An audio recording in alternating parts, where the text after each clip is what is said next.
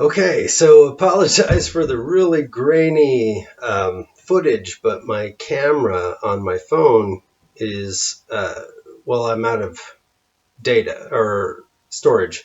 So I'm using my computer, and clearly it's got 90s tech in the camera aspect. So, but I wanted to talk about, this idea about prophecy and being a prophet, um, because you know, I'm saying, hey, I'm a prophet. I've had contact with the divine, and you can have contact with the divine.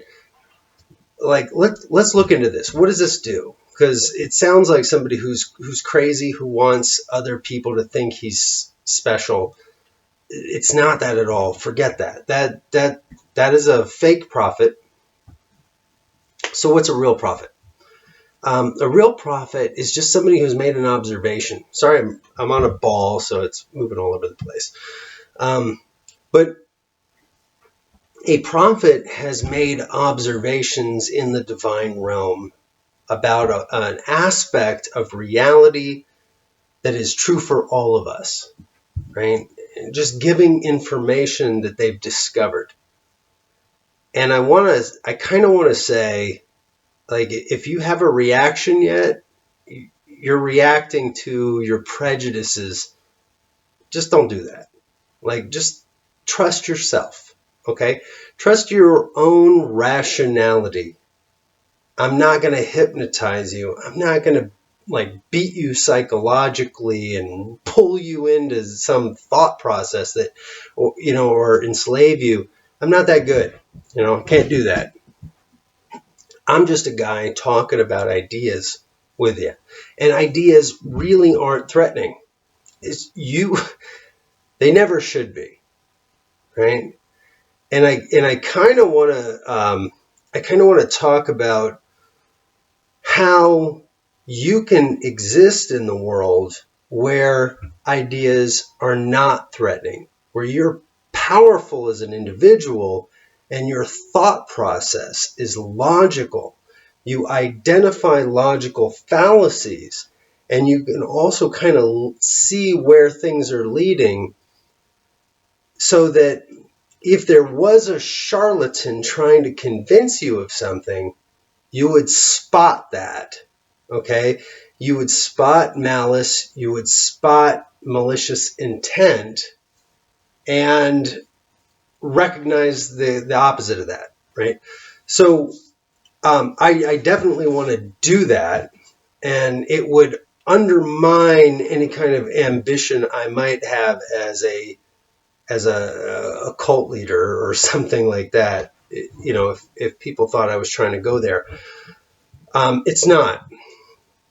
And so I want to talk, like, I have a real conversation, and I want to empower you, right? And I want to talk real. I don't want pretense. I don't want to like impress you with,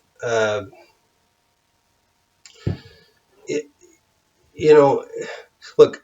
The merit should be in the ideas we discuss. That's where the merit should be. It shouldn't be in production value. It shouldn't be in anything pretentious. It should just, like, we're talking and you're thinking, and you can click stop anytime.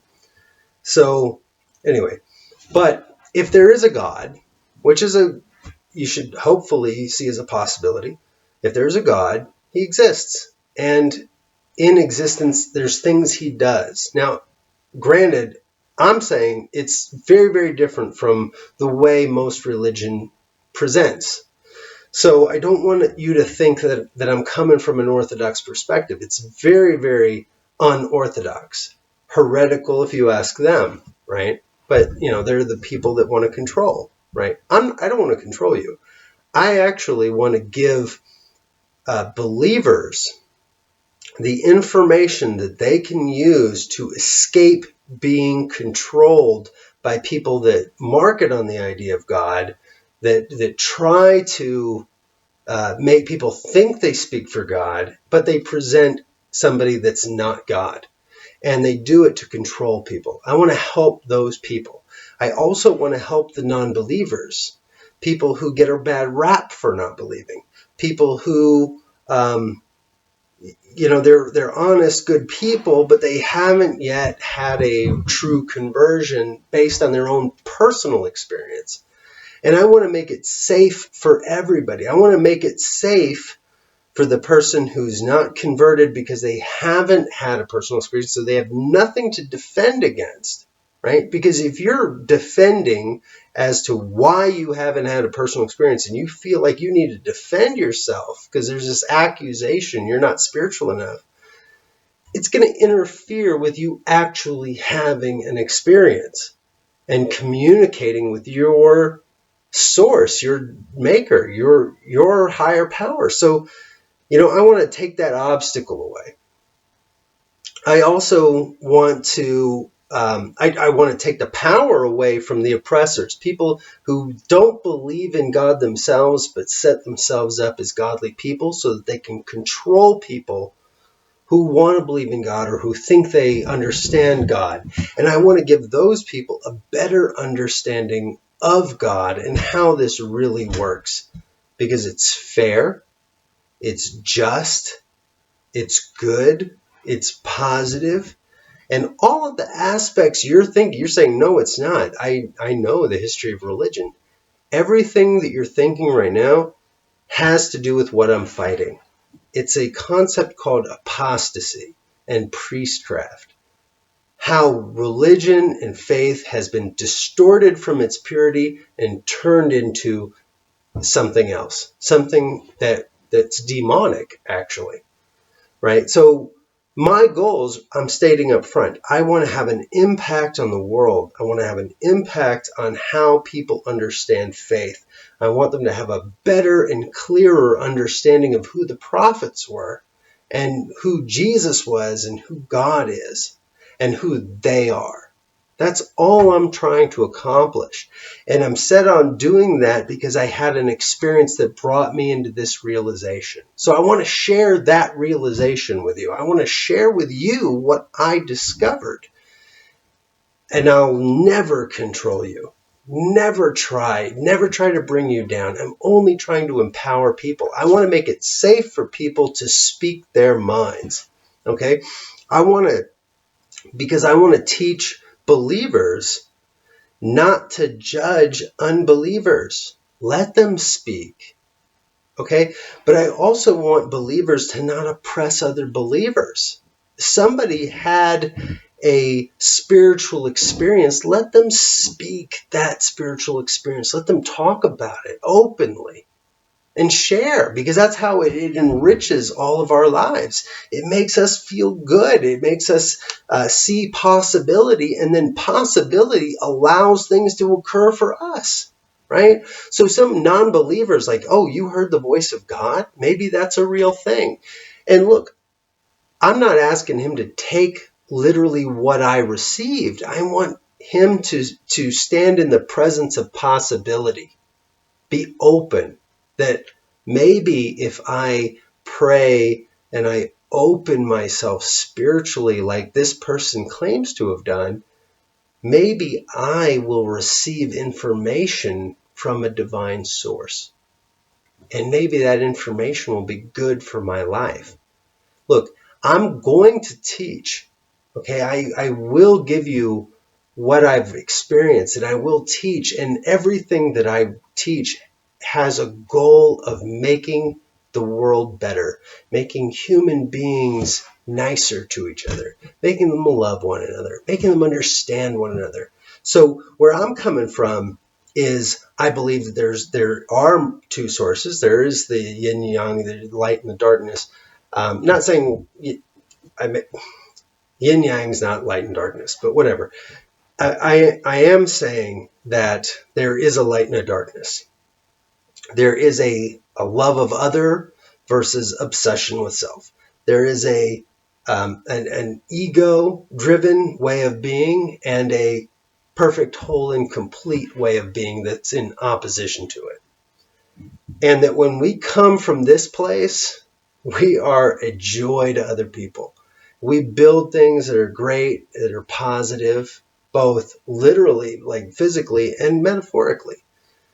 And coming from the other, it's destructive. Okay? So there's a spiritual force or consciousness or source for each of these paradigms or each of these realms. And so I want to bring people into awareness of that, and religion can often imitate this and really be this, right? So if you're somebody that like Christopher Hitchens, God is not good, and you're pointing to all the negatives about religion, look, we're on the same page. I believe you, right? Because this dark spirit has always been trying to corrupt religion. It's always been trying to twist it to its ends. And I'm here as a purifier trying to say, hey, let's get back to what it's really about, right? That's what Jesus was doing. That's what everybody was doing. Anybody who really comes into the presence of what it's supposed to be knows that and knows how it gets used by our adversary. So, and to believers, like our adversary is not non-believers. Okay, our adversary is the corruption of faith, the corruption of good principles, and the conversion of them into shallow things that excuse us in doing terrible actions. And that's what this is all about.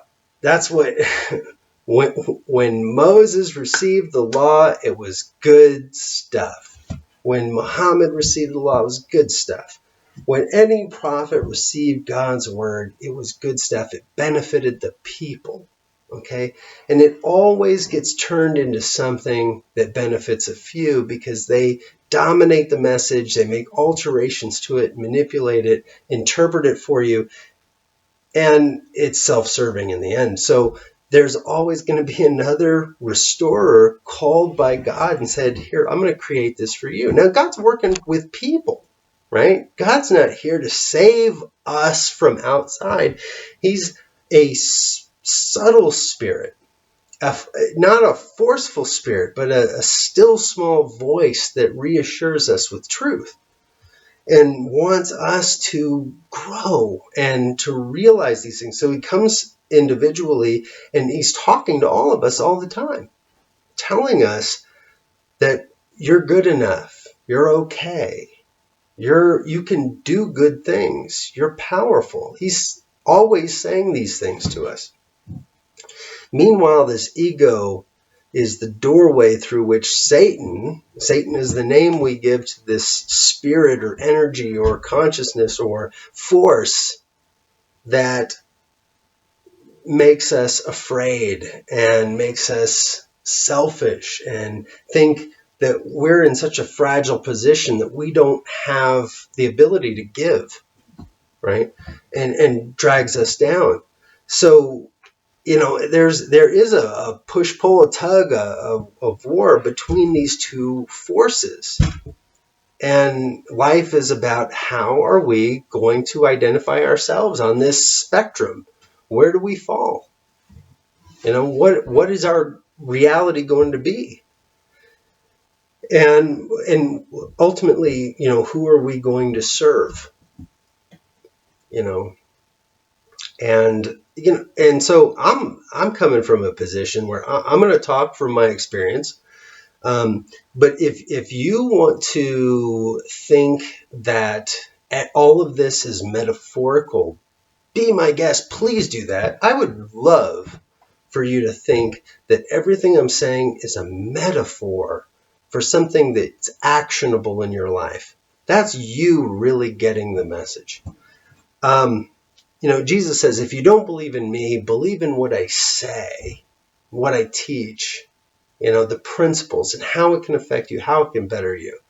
It's not about me. He was saying that. We make it about him. He was saying, it's not about me. If you don't believe in me, believe in the work I do. Believe in what I teach. I'm going to say the same thing. I don't matter. I'm like, to you, I'm a fiction. I'm a, there's a person making a video, you understand? But that person, like in your universe, doesn't exist, right? It's just a catalyst for your thought and transformation. You're taking some ideas, steal it from me. It's like I'm offering it on a silver platter. That's all. I'm not dominating you to take this or leave it. It's just about, this is how I can serve you, is by creating possibility for you. And if you take it and you hit your knees and you are open to this other perspective on the world, and you connect with God, and you find God and peace and happiness and power in your existence, I am thrilled for you. And ultimately, that does nothing for me, do you understand? Because if I lose my testimony, if I lose my faith and confidence, and I have a hard life, your faith that you received on account of hearing me is going to benefit you, not me. Okay? And if you ever do what I say just because I said it, because you're like, oh, this guy's, he's smart, he's a prophet, he's good, he's righteous, and you start believing in me, and you never listened to what I said in the first place, right? So, or you just got off track.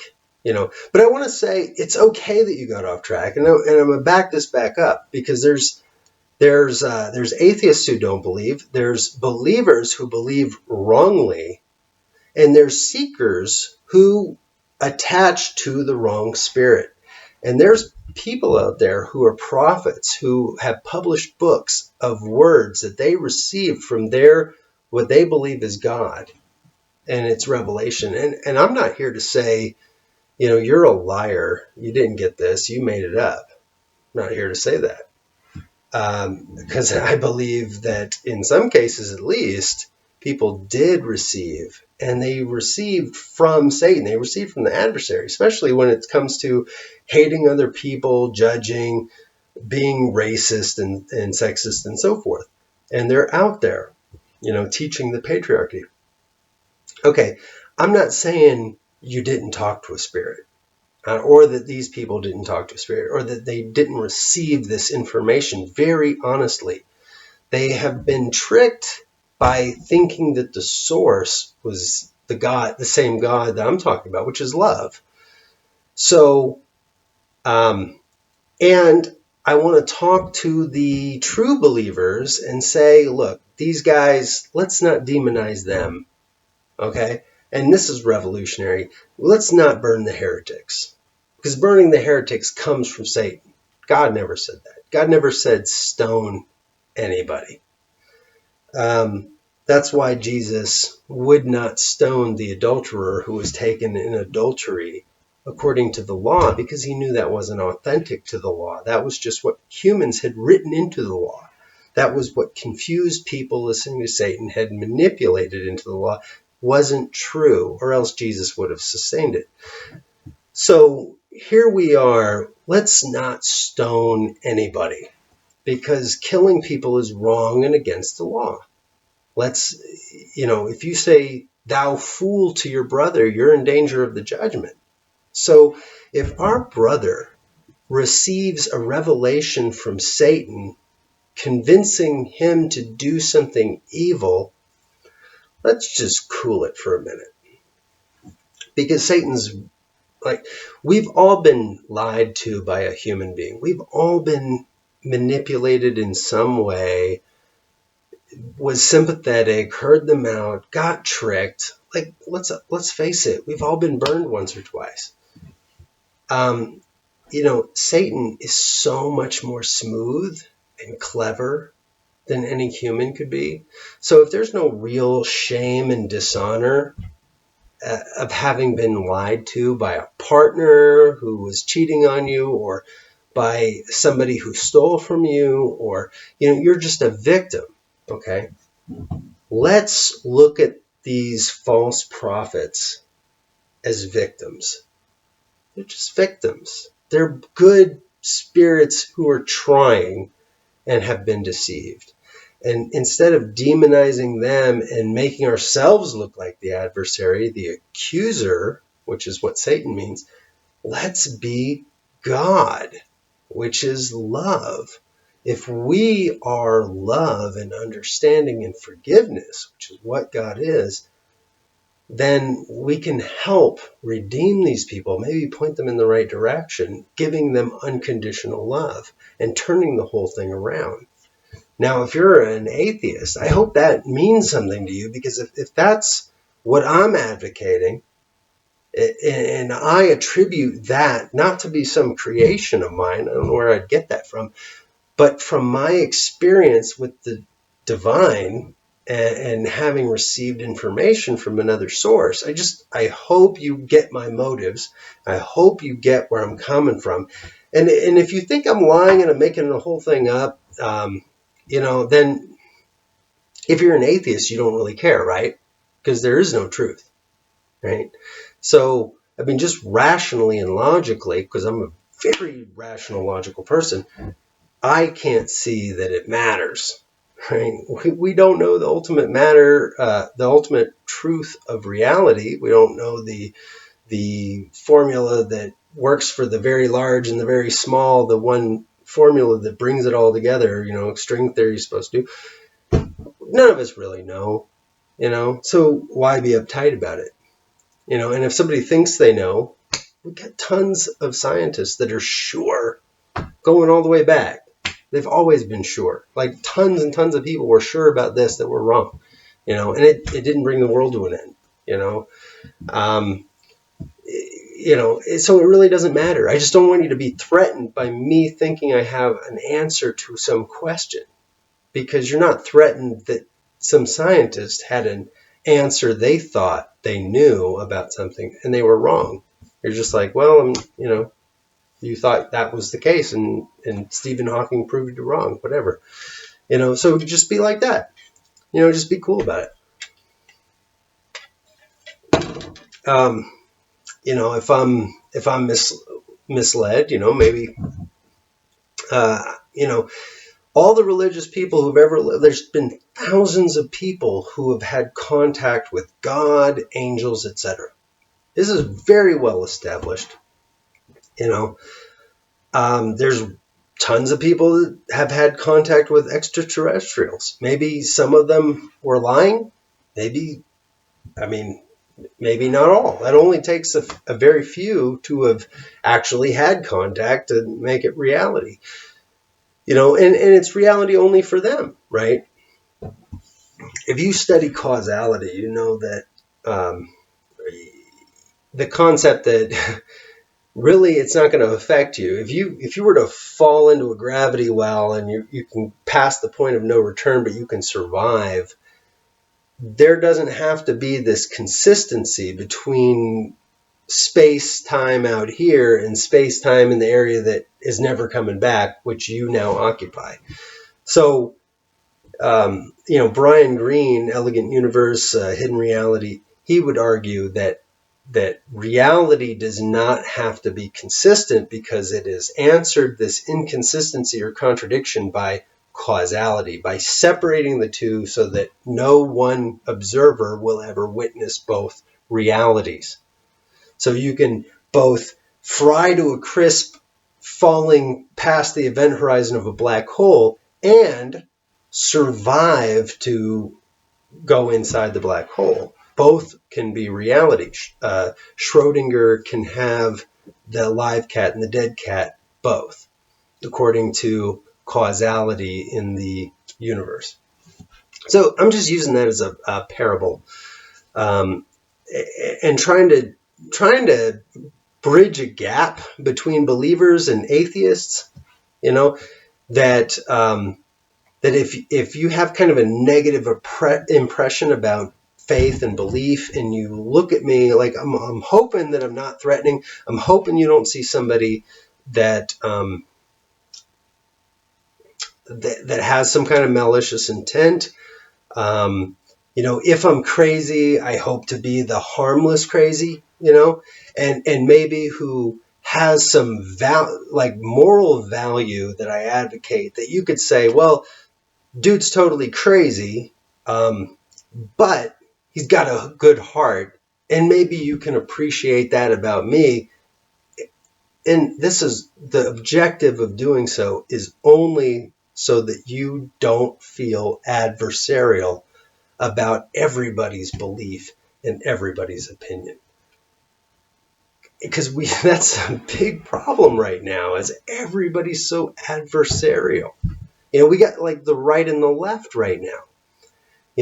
There are good, honest people on the right and the left politically who are looking out at the world and are checking in with their value system and their perception of things. Now, they may not be right, but at least their perception resonates with their own interior goodness. And not that they're observing everything, right? From their limited perspective, they identify with either left or right. And what we now have is this antagonism that, because you perceive the world differently, you're good or bad, righteous or evil, and I love you or hate you, and that's really sad, because we got good people who see things differently. Have you ever had a best friend and gone to see a movie and you loved that movie and your friend hated that movie? My friend Dale told me 20 times. I kept making him watch Highlander, the series. He kept saying, I thought this is the episode. He's going to get it and he's going to run with it. And every episode he said, I still can't understand why you like that show, But I love him, he loved me, and, it wasn't really, we don't have to agree. He's not wrong. I'm not wrong. It just is. Well, some ways of looking and perceiving the world translate into identifying with right and left. That's a very simplistic breakdown, but we have different ways of looking out at the world, perceiving through our values. And it doesn't mean that we're dishonest or corrupt or evil, right?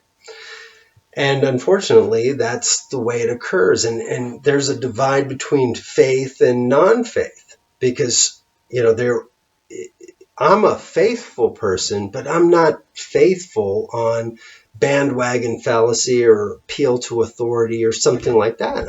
I'm faithful on my own personal spiritual experience, which is what I really want for everyone else. And that's where I get to where I am. And that's not an identity, like identity politics. That's not an identity that puts me in the same category with someone who does believe because they were brought up Catholic, does believe because they never questioned, And there was times I didn't believe, right? And so I identify with those who don't believe, because I was there too.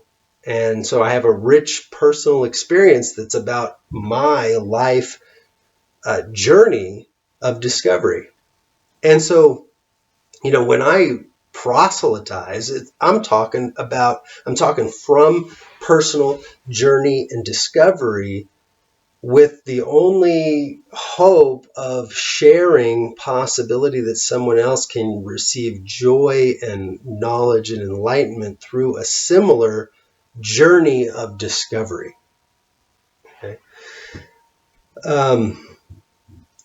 And so, of course, when someone's they think that they know everything, and they think that faith is ludicrous, and they box me in with somebody else, I have a reaction to that, right? And it's not positive. And it really takes discipline on my part to, to not feel any kind of shame or make anything out of the words that they speak to me, right? Because they're not coming from a position of knowledge, so it's not valid what they're saying. So I have to remind myself, this person, this is how it occurs to them, right? from a limited perspective, and they're not trying to expand that perspective, that's how it occurs. And that's valid from that limited amount of information.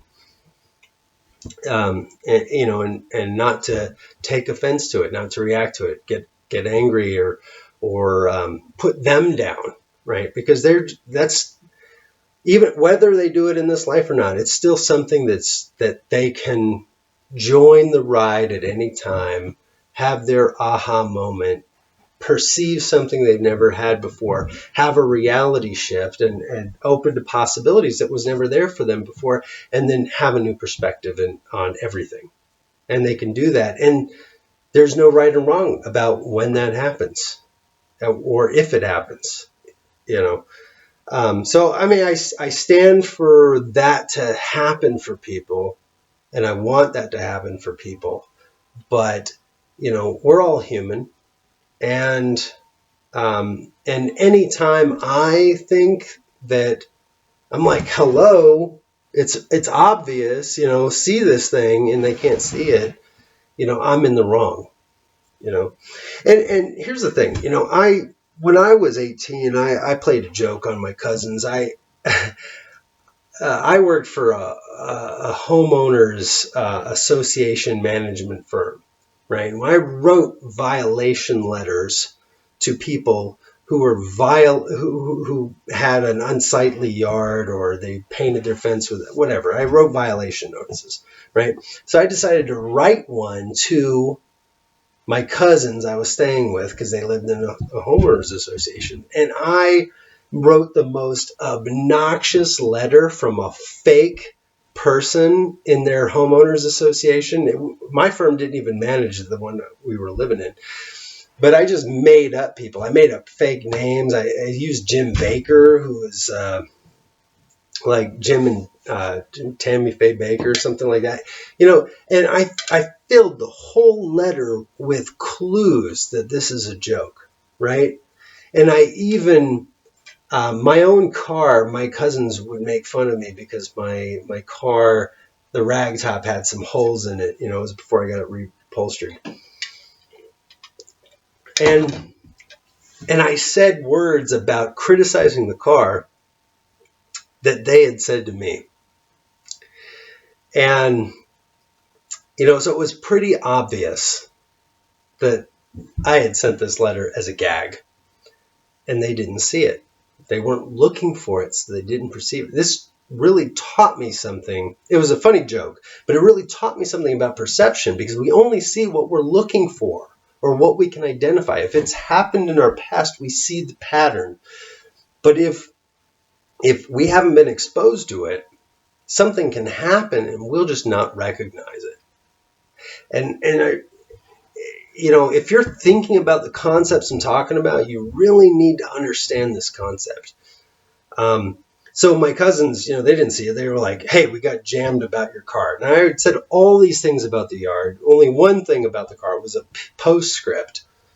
And, they totally didn't get it. So I decided to write another letter. Way more inflammatory, way over the top. Now they're going to realize for sure that this is not real. There's a fake number to call. It led to nothing, and they called it and it didn't go anywhere. And I gave them a deadline that had already passed, and no return address. I mean, there was everything I could do to make this look like just obnoxious. And they didn't pick up on any of it. Now, I thought I was in trouble too, because I woke up and they were out there cleaning and doing the lawn. They're like, come on, we got to do stuff. And, I just spent $300 at Home Depot. I'm like, oh my gosh, this is 1998. And he spent $300 in Home Depot on lawn equipment so he can address my letter to him about the yard. And it was bad. So anyway, my cousin, after the first letter, my cousin was mad. He had been ragging me about my ragtop Mustang and saying, that thing's unsightly or whatever. He's like, we should tell him it's an automotive classic, I mean, this is 1998. I had a 1990 Ford Mustang. We should tell them there's an automotive classic. Now, they had not responded, but in my second letter, I wrote this whole letter and I finished it with a postscript that said, P.S. That white car is not an automotive classic. And so Anthony should have realized that this is totally bogus. I said these words to Christopher, right? And he is the only person that heard them, and now they're in the postscript of this letter. Well, I definitely expect Anthony to pick that up. Not Emilio, my other cousin, but Anthony. So, and the thing is, both these guys are brilliant, okay? Brilliant minds. They're both engineers. One's an electrical engineer. One's a civil engineer. Smart people. They've both been in the military. They both, like, these guys are not idiots. They both had great jobs they both worked for Siemens at the time. One went to work for Microsoft. The other went to work for General Electric. These are smart guys. Still didn't pick up on all these cues. Why? They're not dumb, right? They're just not looking for them. It's coming from somewhere in the blind spot. It's coming from somewhere in a reality that they're not expecting. And they're already worked up emotionally dealing with the reality that they're in, right? This a-hole writing to us from, about our house, criticizing us, so busy defending it that they're not calmly looking for signs of what's there. And it was always there. And this is one of the formative lessons why I'm so open-minded and why I've changed my mind and my position so many times in life is because it's not about our intelligence. And a lot of people will not open their mind because they're afraid of being proven wrong, because they think that being proven wrong is a criticism of their intelligence, is a direct criticism on their value to other people in society. And nothing could be further from the truth, right? And this holds us all back because we're approaching it wrong.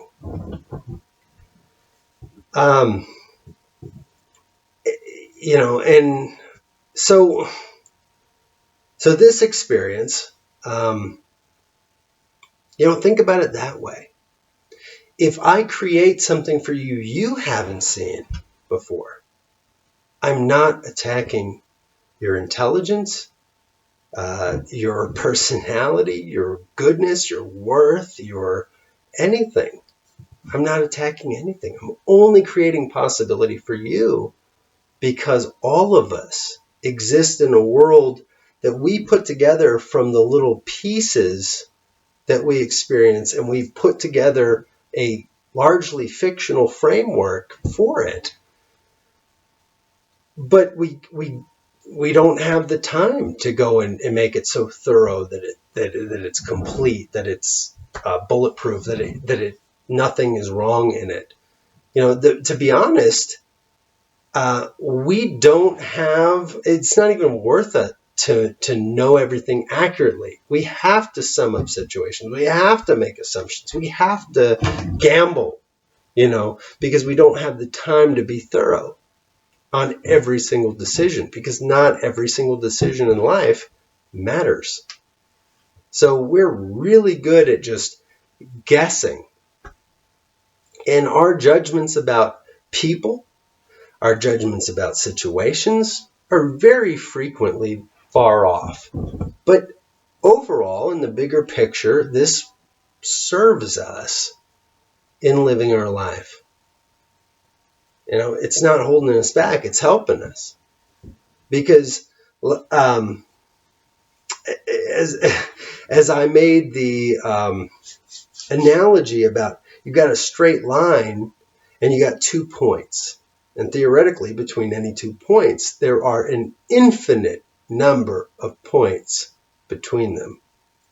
Now, if you're traveling on a straight line, your objective is to get to point A to point B. It's not to identify and question or think about every point on the line. There's infinite points on the line. So you make assumptions about them. You skip over points on the line. If ever you get into you get stuck in the weeds being like, I got to count every single point on this line, you'll never get there. And that's how life is. That is literally how life is. We have to skip over. It's like when a guy goes and approaches a girl and hits on her and tries to ask her out on a date. Sometimes the girl is going to look at the guy and make an assessment and not hear him out. Not give him credit, not listen to what he's saying, not take him seriously or honestly or anything. And he's like, I didn't get a fair shake. If you really gave me the time of day, you'd see I was a different person and you would want to probably give me your time. And it's like, yeah, that might be true. But the honest to God truth of her existence is she doesn't have that kind of time to give to every person. So yes, she's going to miss some opportunities in life, but you know what? That's the way it works. Because if she was to work on in a different way, she would never get to you in the first place. She would have been hung up a long time ago on something completely inappropriate for her. So it's, yes, some things don't happen the way that would lead to general fairness, but overall, this is still better. There's some acceptable losses, an acceptable way that you will not fairly evaluate certain things in life and just roll forward. And the same thing goes with faith. I could say something that's completely true, give you an opportunity to investigate it. If you fully and honestly, with integrity, investigated in it, you would come to the same conclusion I did. And you're not going to, because to live in the world in a way that would give me that when I haven't earned it, or there's no other indication that you should, would make you live in the world in a way that would investigate so many dead ends, right? So you're completely justified in not listening to what I have to say if I haven't earned that attention. And the thing that I would say to believers is you need to realize this principle too. I mean, not need to, but it's better, because you don't have to live in a world judging everybody, angry at everybody, frustrated, thinking that they're worse than they are when they just don't have time to listen to your truth. Okay, so this is turned into a ramble of things, but I want to end it there because that's a high note. I said that. I think that's valid.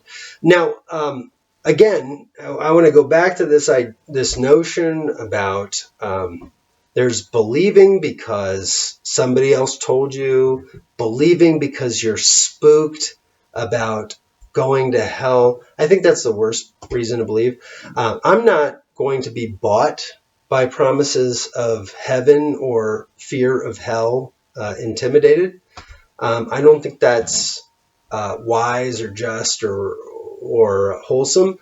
And I'm not going to believe because, mommy and daddy said so, preacher, any kind of authority. I don't believe in authorities. I think God is the authority, but he's so passive in letting us discover it for ourselves that he's not a strict domineering character. And so I don't get behind that either. I don't do it because everybody else is doing it. My theology and my perspective on the world is completely unique. I received it by revelation. That's why I have to say revelation, right? it's not taking credit for being creative, coming up with something because I'm so smart.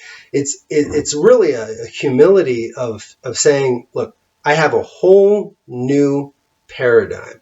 I ask people to look at it because it's been so wholesome to me that it's probably wholesome to you, and I don't want to take credit for it. I really want to give the credit back to its source. And I want to give credit to what every prophet has been taught, because they're being misrepresented, and it really hurts me. I don't want to be misrepresented. I don't want people lying about me. It hurts me that people lie about Jesus and Muhammad and Joseph Smith and Moses. They're being lied about. They're being falsely represented. And I'm trying to bring truth and light to them because I respect them like I respect you. And I don't know you. You're somebody out there. But if I encountered you, I would respect you, and I would want good things for you. I would want you to be not suffer. And I would also want you to be not represented. If you said something, I wouldn't want anybody to take that out of context. And that's what really is happening to all these people who are dead. And maybe that some people definitely don't see the value, but it's real for me. I'm going to be dead one day, but I'm going to be a spirit. I'm going to continue beyond that. So even when I'm dead, I don't want somebody to say something about me that isn't true or misrepresent what I had to say. And I have that respect for all of these dead prophets. And for those of you who are moral, who want to see social justice and they want to see goodness in the world, and who've looked on the history of oppression and things like that, look, I hate oppression. This is what this is all about. And if you were to read the Book of Mormon, that's what it resonates about: anti-oppression, about equality, about taking care of each other, serving other people. It's so good in its values and morals that you couldn't help but love it if you could perceive it outside of whatever it is you think stereotypically about Mormonism and how these people behave, how the church, that viral big Mormon church, because there's a bunch of Mormon churches, but there's a really big viral kind of Mormon church that really distorts it, and it colors your perception. So, and that's the thing about truth, is that's why I'm always an advocate for the message, not the messenger. And it's what I'm doing right now. I am a messenger bringing a message, but it's not about me. It's never about the messenger. You can come up with a million reasons not to listen to me, and you're hurting yourself only because it's about what you can personally make use of what I'm saying. Like, what's in it for you? Let's get to that. If you disregard a human being for any pretentious, superficial reason whatsoever, ultimately you're the only person who's robbed. Somebody can come say something to you, and they're either a wise person, a genius, or a fool. And we make that determination like this, and very frequently it's wrong to do so, if we're humble. But there's no benefit in listening to a fool, but there's infinite benefit in listening to a genius. And if we put value into somebody who speaks to us, we will get value back. I'm not saying to accept it blindly, however they present it. Somebody can come and say something to me, but if I'm open-minded, I'm listening, I'm evaluating, and I learn something, even if they are a fool, even if they are schizophrenic and they say something, they might say something that causes me to think about something, maybe even not what they intended, but it causes me to think about something that turns into a benefit for me. And if I value them and treat them with respect, I've encountered somebody that is worthy of giving respect to. My time hasn't been wasted. I have, it's time well spent. And if I value them, and I value the fact that spending time with them, that's why I can talk to a homeless person, and I've actually feel like I've done something. I feel good. Like that's worth something. Feeling good is if it was a currency, if you could just give that to somebody, it would be the best thing ever. So if you can come up with any reason why to feel good about anything, that's worth it. And talking to somebody, if you have a bad opinion about them because you made it up, you're giving yourself bad feelings. You're stealing, you're robbing yourself of joy. But if any human being has something to say and it's valuable because they are valuable, right? And your way of being is just that all humans are valuable and have some valuable perspective that can teach me something. Your joy will be limitless. You would do that to yourself. I mean, give that to yourself. I don't know. I'm just trying to create it for you. That's like it's a whiffum, It's a what's in it for me? Well, that's what's in it for you. Like you can modify your perspective on the world in order to create a better world for yourself.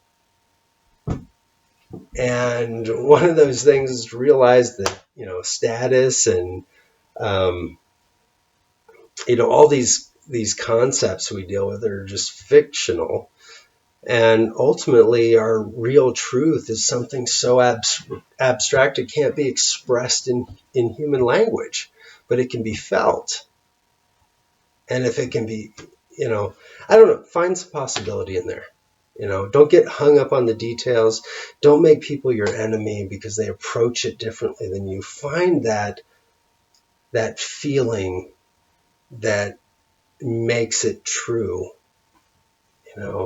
Have your own experience of it. It can be unique. It's your revelation of reality coming from your divine source.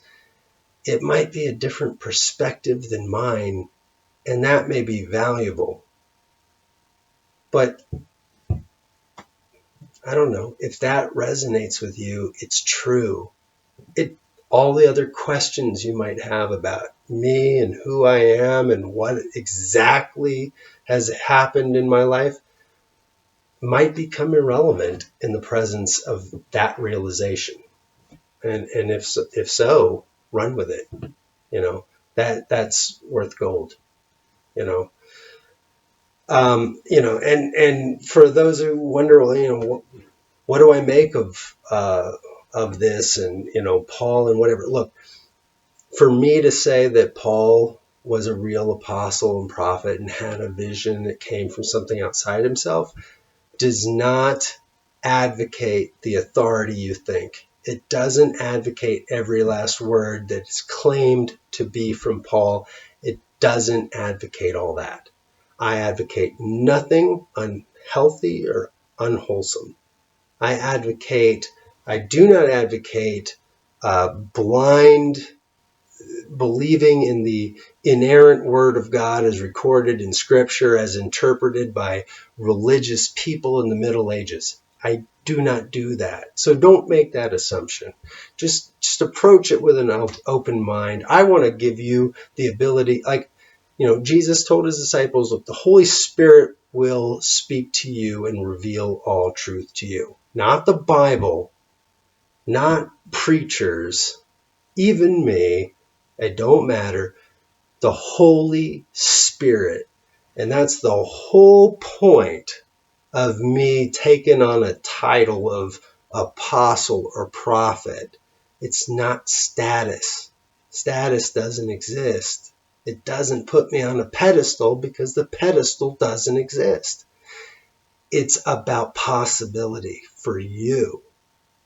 Just being a messenger because I'm convinced. And if this turns into a epiphany for you, and you come and tell me God spoke to me, I'm going to say you're a prophet. I believe, and I'll believe it. If what you have to say resonates with God, with the spirit of love, I'm going to believe it. And that's the way we have a possibility here, by the way. We have a possibility as humans, children of God, to look out at every other human being and see a child of God and to see a tabernacle of the Holy Spirit. In other words, we're to see God in every human being we encounter, everyone we come in contact with. And if we were to all do that, this would be the Garden of Eden. It'd be beautiful.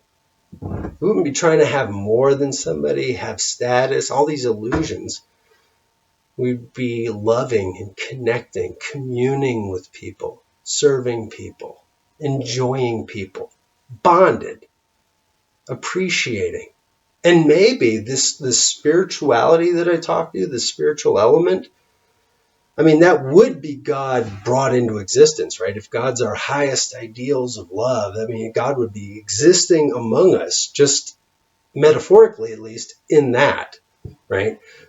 But ultimately, I want us to all also have this confident awareness of our eternal existence, right? That we don't have to be scared people. And that's what the illusion of death is.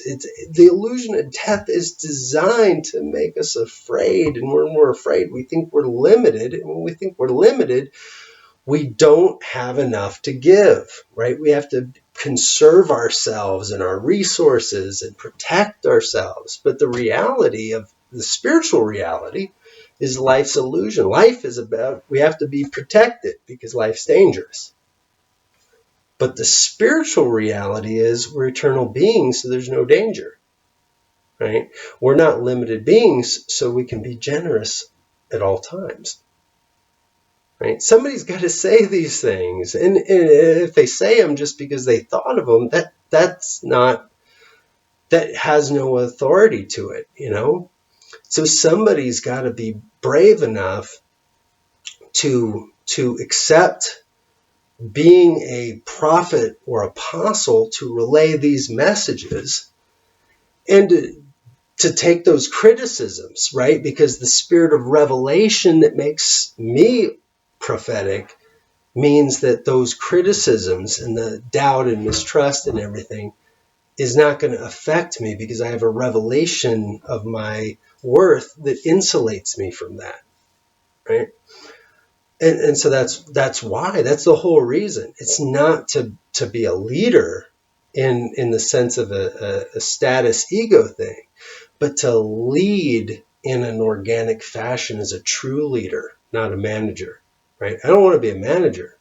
I want to be in the back leading and encouraging and loving and saying, hey, we have hope and possibility. Like, let's believe in ourselves, in our divine source. Let's not fear death because everybody dies. What's the point in that? What's the point in being a person in response, living in response to a fear of death, instead of living a full life, not afraid of the small things in life, because we know we're bigger than that. And even if it turned out that you're not, this is about status. Like, even if you lived your life thinking that you were a lost heir to a king, and it caused you to appear regal to all the people you came in contact with, and they treated you different and you interpreted them different, and you lived this life for a long time thinking you were this long lost heir to a king and you were special, and you lived that life, and it turned out to not be true. Your life would have been better having believed that, even if it wasn't true. I say this for the atheists who think there's some kind of shame in believing something that's not true. We all believe things that are not true. I mean, scientifically. Like, there's no shame, because shame doesn't exist, right? You can't shame me for believing something that's not true, because I know shame is an illusion. It's an oppression you might try if you make fun of me. You can try that, but I don't give it any influence. It's like, Nightmare on Elm Street. When you believe Freddy's not true and you take your fear back, he disappears. And that is true for all of our fear, for these ideas of shame, for people's manipulation, their attempts to make you conform. It's true for all of that. And as a believer in talking about possibilities, sometimes misguided atheists will try to apply some shame too, and will laugh at some of the things I believe. But it's like Freddy, that disappear, right? You don't exist. Your weapon is illusion. So, and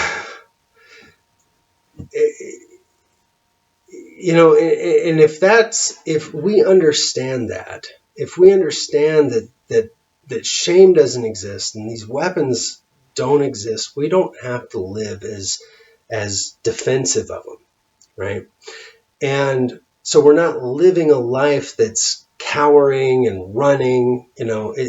Life doesn't have to be Terminator 2 running from the robots, right? If the robots aren't real, we can live like human rodents running here and there trying to dodge all of the danger.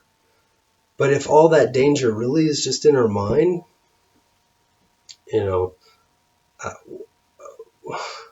we're only hurting ourselves, right? This person who lives thinking that they're royalty, if they're not, has lived a fuller life because of this illusion, right? So I believe that I am royalty of a spiritual kind, and that my Father is God, the most pure, good, loving, powerful, wise creator possible. Absolutely pure. And wants me to grow into his likeness. So it inspires me to be as godly as I can naturally, not because of influence of some kind of fallacious reasoning. And it also inspires me to believe that every human being I contact on the way is also a child of that same being, is also just as valuable as I am.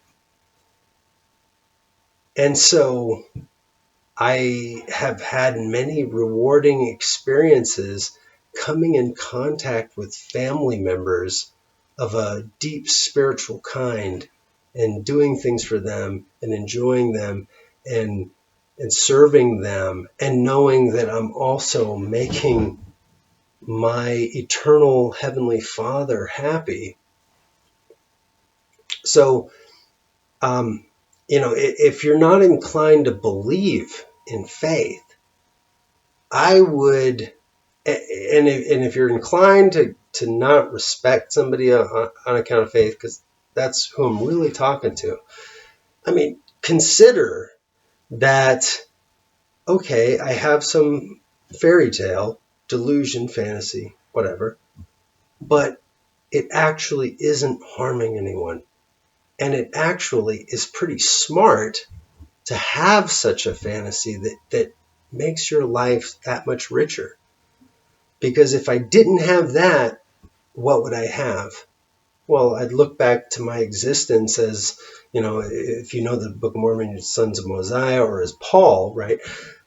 Living a life that's self-absorbed, that I'm a limited being. I don't have God. I instead just have to provide for myself because I'm small and powerless.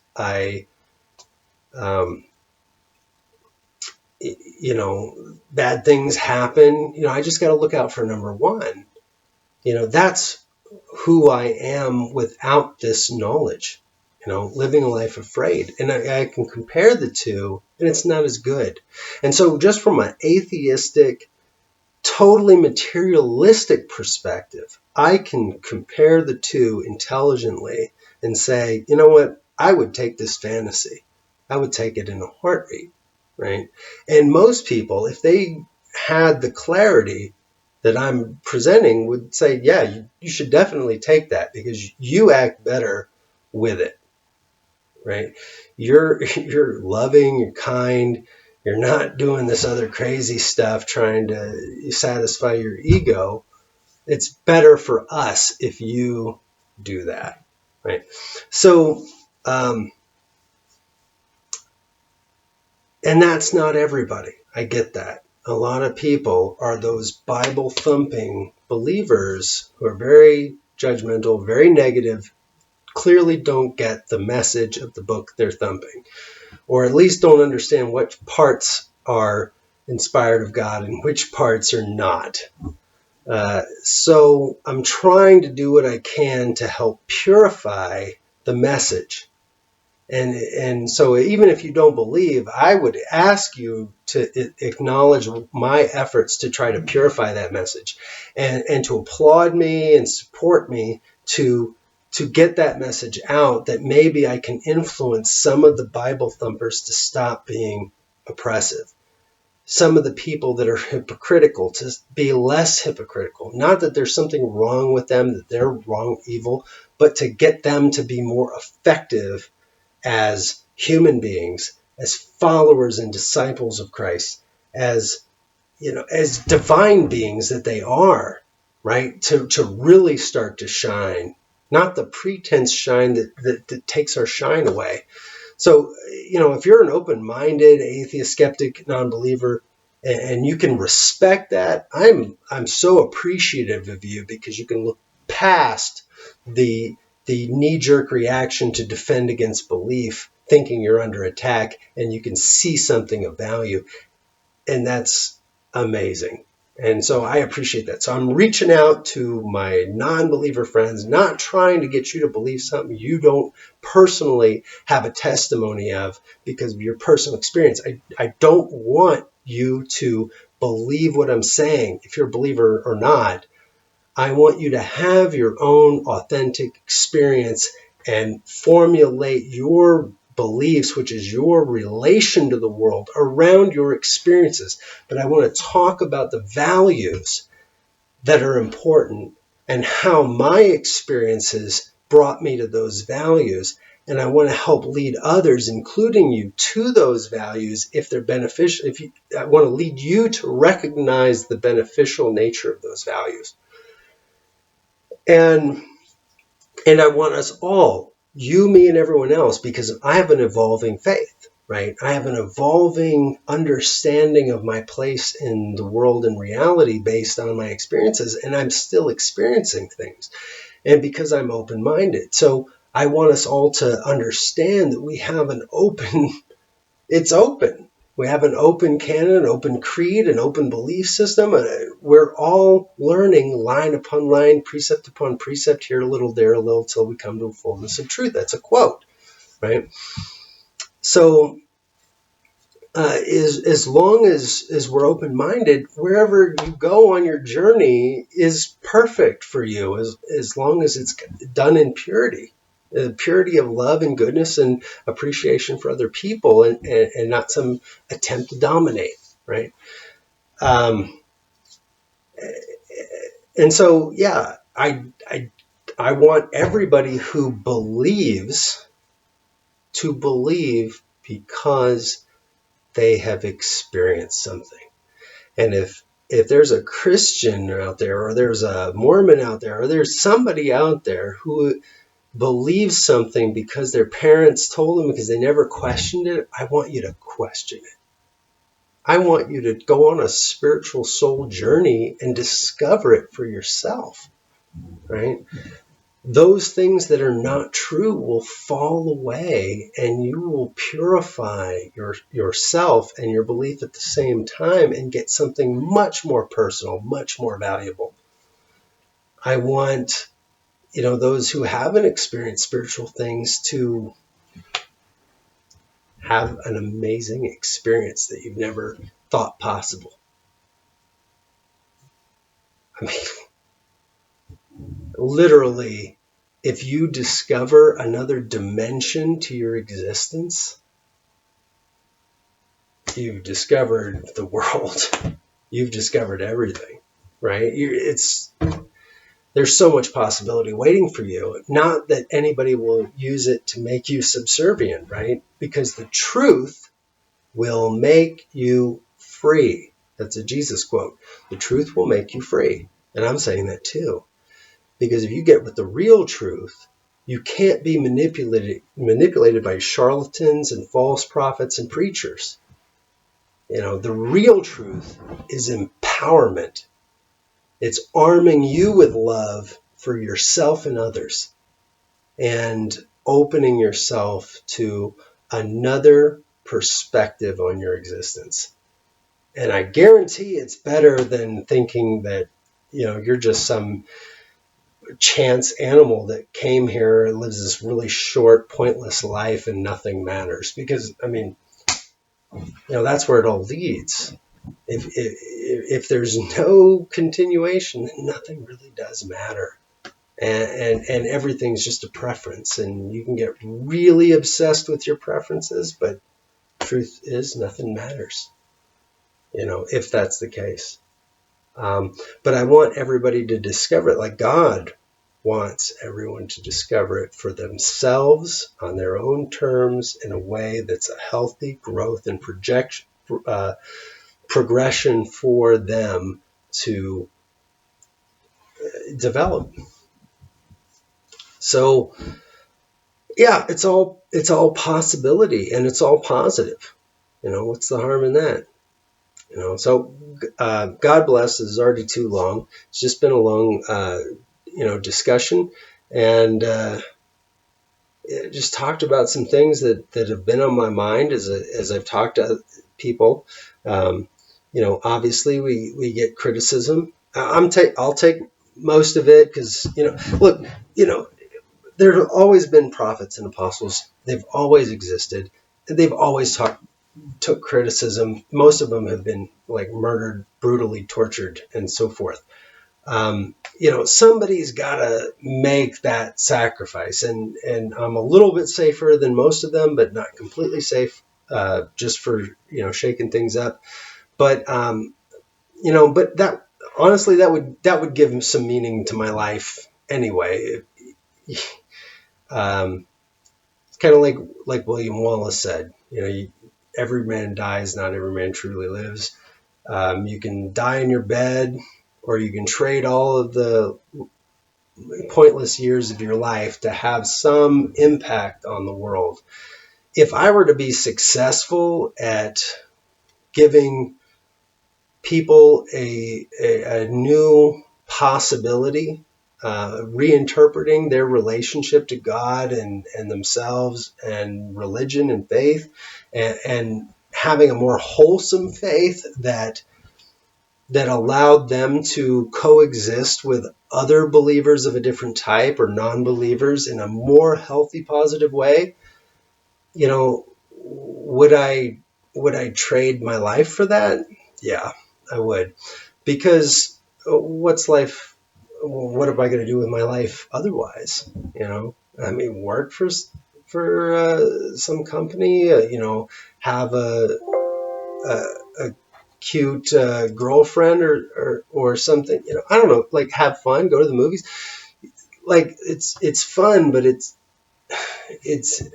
I can't compare the two. Like whatever it is materialistically that you can think of to make life about, there's just no reward there.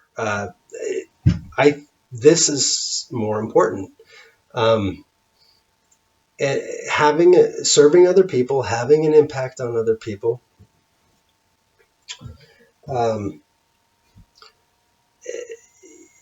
you know, purifying the faith, making the thing that inspires me, which is this religion, which is the teachings of Joseph Smith and James Strang and Jesus Christ and Muhammad, and Baha'u'llah, the things that inspire me uh, give me such immense joy because I understand them in their proper context, and almost nobody else does. So it really it creates an imperative for me to talk about these things and try to get people to see these people how they truly were, as I understand it. I'm trying to be humble here, but as I understand it, as the Spirit's opened up my mind to comprehend these things, I want to share that with other people, and a love for you, a love for these dead prophets, a love for myself, a love for God, just love in general.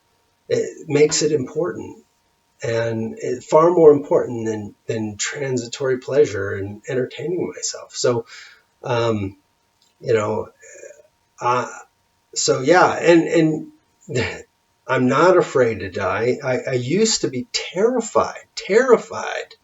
And most people just don't want to talk about it, but I was very, very terrified. No, I'm not.